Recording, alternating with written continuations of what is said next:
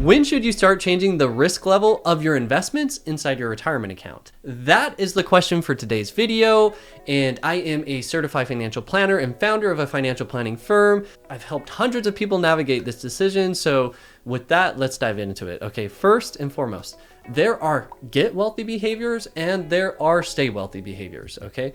And two common mistakes that I see inside of a 401k are young people who are on the get wealthy path not taking enough risk. And if they're not taking enough risk, they're not going to be able to fuel the growth that they need for long-term financial independence, okay?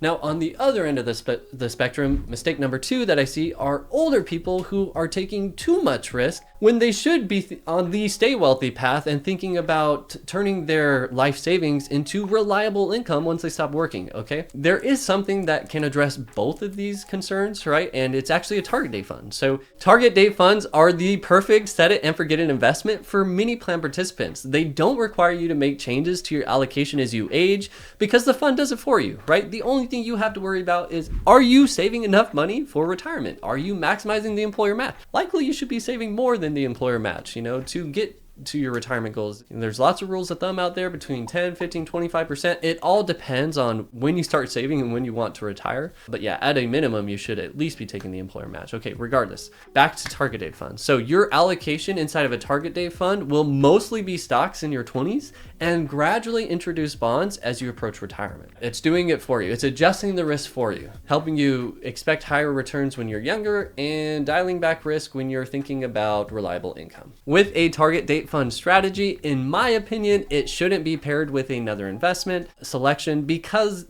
for two reasons. One, there's probably going to be unnecessary overlap, right? Your target date fund is going to have exposure to large cap US stocks.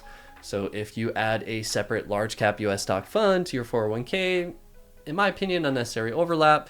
But also you're reducing the point of the target date fund, which is that over time, it's adjusting your risk for you as you approach retirement, right? As you're adding other funds, then there's less, glide path is less impactful for your personal situation. If you want to be more tactical with your investments, perhaps because you want to prioritize tax inefficient investments inside a tax advantaged account, then creating your own mix of separate stock and bond funds could make sense compared to a target date fund strategy. You can still look at the allocation of a target date fund for someone in your situation as a starting point of what percentage should I allocate to stocks? What percentage should I allocate towards bonds inside your portfolio? From there, you can adjust based on your personal risk tolerance and time horizon. Now, this is meant as general education, not specific advice. If you have an employer provided retirement plan like a 401k, chances are there's probably an advisor tied to that account who you can meet with to review your specific situation and determine if the target date fund strategy makes sense for you or if something more tactical makes sense for you.